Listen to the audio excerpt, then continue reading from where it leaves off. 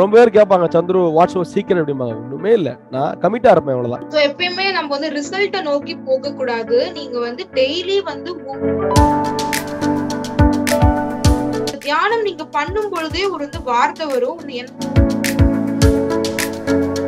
எப்படி இருந்தாலும் வந்து நம்ம இப்படிதான் இருக்கணும் அப்படிங்கிற உங்களுக்கு ஒரு வந்து தாட் வந்துட்டாலே உங்களுக்கு அந்த காம்னஸ் வந்துரும். சோ அப்போ நம்மள நம்ம அனலைஸ் பண்றது ரொம்ப இம்பார்ட்டன்ட்.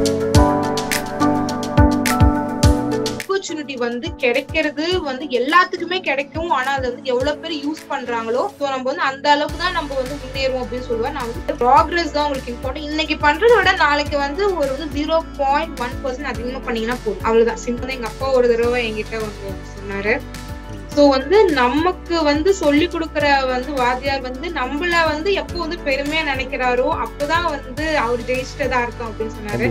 ஐ திங்க் என்னோட ட்ரீம் வந்து நிறைவேறும். All sir, welcome mister Chandru sir. அவ்வளவு பிரமிப்பா இருக்கு. இதெல்லாம் ஒரு பிரச்சனையா பாஸ்? உங்ககிட்ட கத்துக்க வேண்டியது நிறைய இருக்கு சார். ஒரு வார்த்தையில சொல்லணும் அப்படின்னா நன்றி மட்டும்தான் சொல்ல முடியும். முயற்சியை கைவிடாத எந்த ஒரு அட்டம்டும் நீங்கள் வெற்றியை வகுக்கும் வழிமுறைகள். பக்கத்துல இப்போ உயர்திரு மேடம் ஸ்வேதா உட்கார்ந்து இருக்கிறாங்க. கமிட்டட் பர்சன் பாங்க.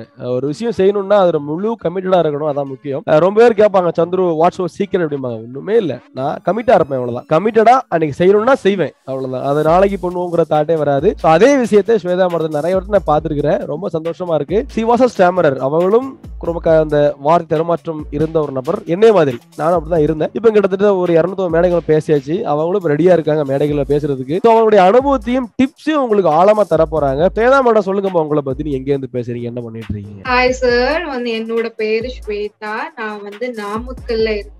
நான் வந்து இப்போ வந்து பிஇ கம்ப்யூட்டர் சயின்ஸ் படிச்சுட்டு இருக்கேன். ஸோ வந்து என்ன பொறுத்த வரைக்கும் ஸ்டாமரிங் அப்படிங்கறது ஒரு ஹேபிட் தான். ஸோ அதை நம்மளால ஈஸியா நம்மளால கியூர் பண்ண முடியும். ஸோ வந்து நம்ம கியூர் பண்றோம் அப்படிங்கறதுல வந்து இது ஒன்னும் ஒரு ஸ்கூல் மாதிரி கிடையாது.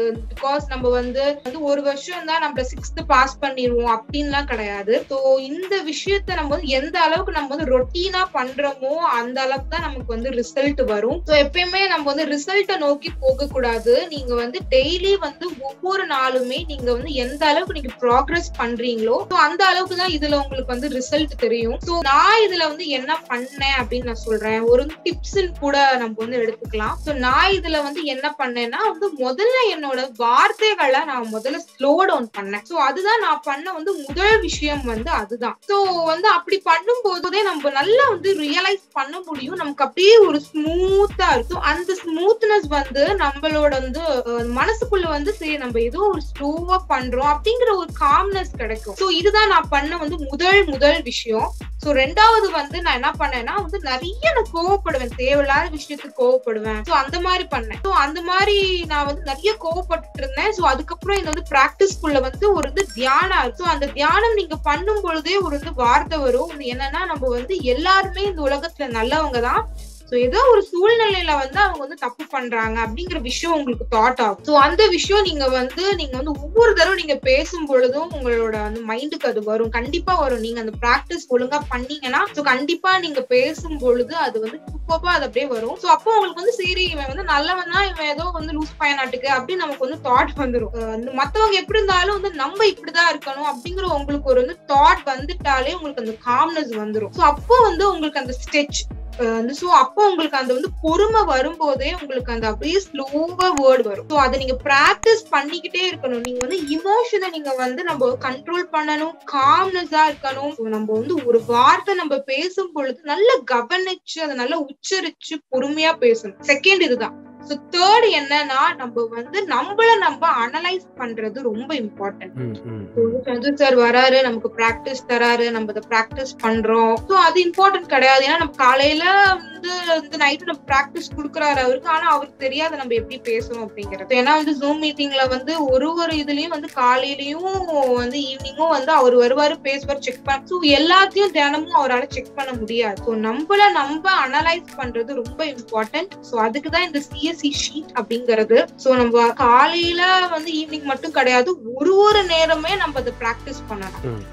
சோ நம்ம அதை வந்து எந்த அளவுக்கு நமக்கு சான்ஸ் கிடைக்குது, நம்ம எந்த அளவுக்கு ஸ்லோ பண்றோம் அப்படிங்கறது ரொம்ப இம்பார்ட்டன்ட். அதை நம்ம வந்து எழுதி வச்சுக்கிட்டே இருக்கிறோம். சோ வந்து நம்ம வந்து நைட்டு கடைசியா நம்ம சைன் போடும் பொழுது நமக்கு தெரியும் நம்ம எந்த அளவுக்கு நம்ம இதை பிராக்டிஸ் பண்ணிருக்கோம், நம்ம வந்து எந்த அளவுக்கு நம்மளோட சான்ஸ், நம்மளோட ஆப்பர்ச்சுனிட்டியை நம்ம எந்த அளவுக்கு நம்ம யூஸ் பண்ணிருக்கோம் அப்படிங்கறது நமக்கு தெரியும். நான் பண்ண இன்னொரு விஷயம் என்னன்னா, எனக்கு சான்ஸ் கிடைக்கிற எல்லா இடத்துலயும் நான் போய் பேசுறேன். வந்து சந்துரு சார் எப்பவுமே சொல்லுவாரு, வந்து ஆப்பர்ச்சுனிட்டி வந்து கிடைக்கிறது வந்து எல்லாத்துக்குமே கிடைக்கும், ஆனா அது வந்து எவ்வளவு பேர் யூஸ் பண்றாங்களோ சோ நம்ம வந்து அந்த அளவுக்கு தான் நம்ம வந்து முன்னேறுவோம் அப்படின்னு சொல்லுவேன். நான் வந்து கிடைக்கிற எல்லா ஆப்பர்ச்சுனிட்டியுமே நான் யூஸ் பண்ணேன். செமினார்ஸா இருக்கட்டும், நான் வந்து வெபினார் வந்து நான் கொஞ்சம் அட்டென்ட் பண்ணிருக்கேன்.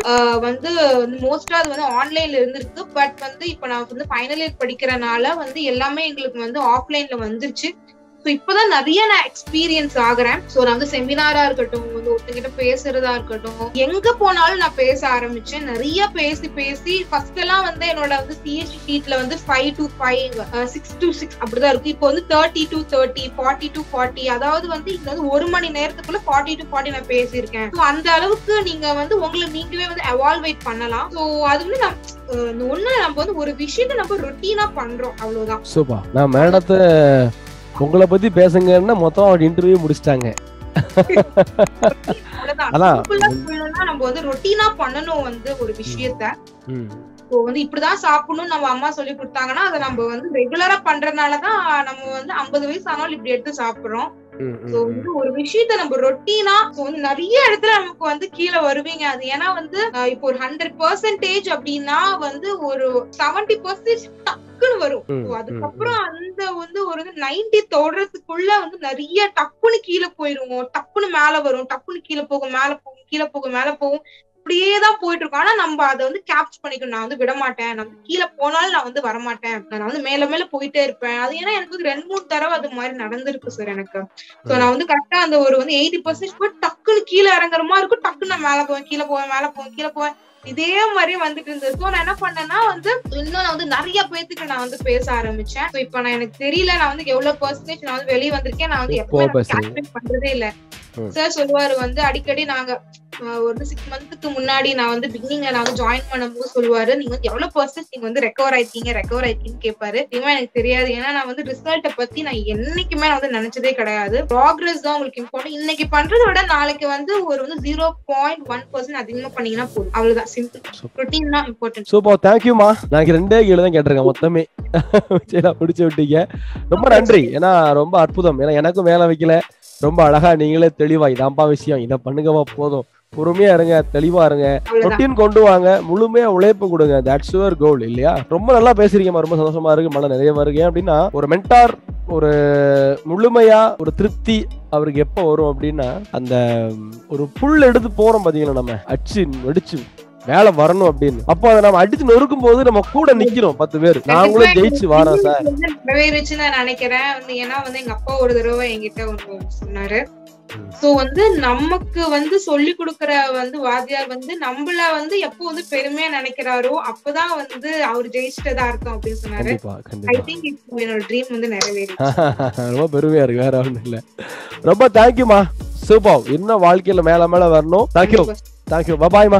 பாய். தேங்க்யூ. தேங்க்யூ.